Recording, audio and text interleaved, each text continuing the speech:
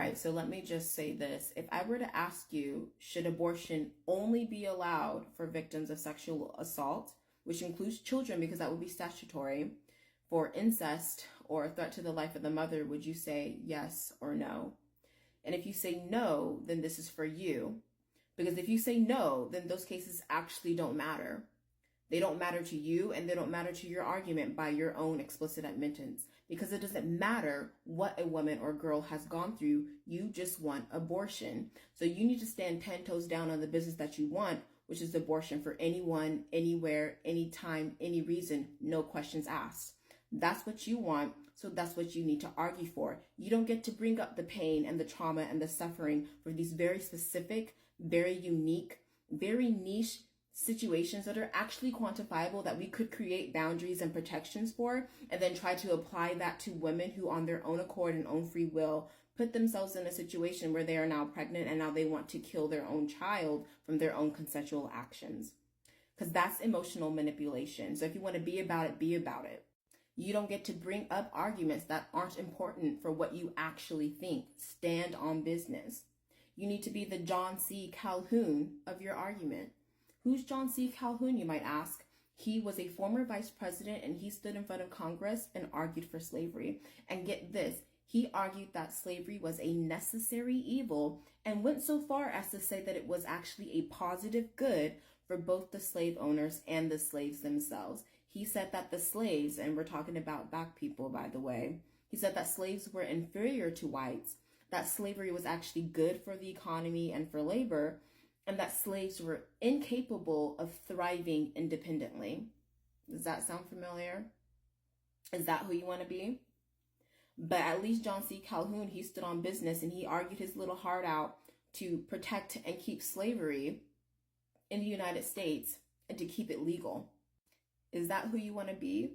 Because what you're asking me to do is to stop thinking of people as people, to care less, to not want to treat my neighbor as I myself would want to be treated, because that's what you ask. You want me to dehumanize them and to care less. So all I'm asking really is that you be honest. You be honest about what you want and what you believe in and what you think about. That babies should not be afforded the same right to life that you once had while you were in that stage. That a mother killing her own child is a good thing.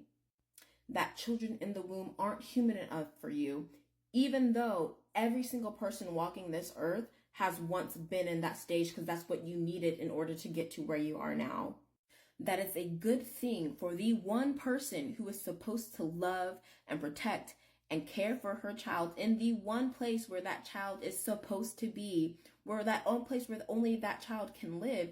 Because even with IVF, an IVF baby has to be placed into a womb in order to survive, in order to grow. We know this. It isn't rocket science. It's basic biology. And you think that it's a good thing for a mother to be able to kill her own child because that child is her property, just like the slave owners thought. So better believe that I am an abortion abolitionist, which means that I actually don't think that there's any valid reason for a mother to go out and kill her child. There's actually literally none.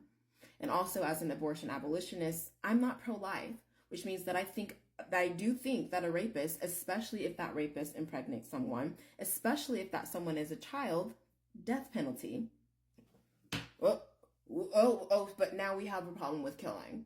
When someone commits an act that even you find so heinous that it justifies a mother killing her own child, now we have a problem with actually killing the perpetrator, holding him accountable to the law.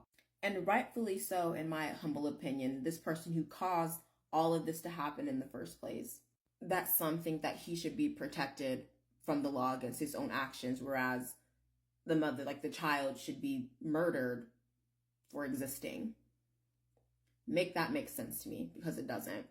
So if you can't be firm on what it is that you believe in and what it is that you actually truly want to argue for, if standing on business sounds kind of evil to you, if it sounds kind of icky, if it sounds kind of wrong, then maybe you need to reconsider what it is that you actually believe and what you actually want. Because that's what you're fighting for. You're fighting for this. But what you're not going to do is try to come to me and bring up sexual assault or incest or threat to the life of the mother and try to apply that to everyone as if everyone's in that situation when they're not, because it doesn't make sense. And I don't like that. And also because it doesn't matter to you. So don't try to pretend and act like it's important to you or that it's what you truly care about when it's not and you don't. So try again. So when you're ready to stand on business, then maybe we can have a conversation. How about that?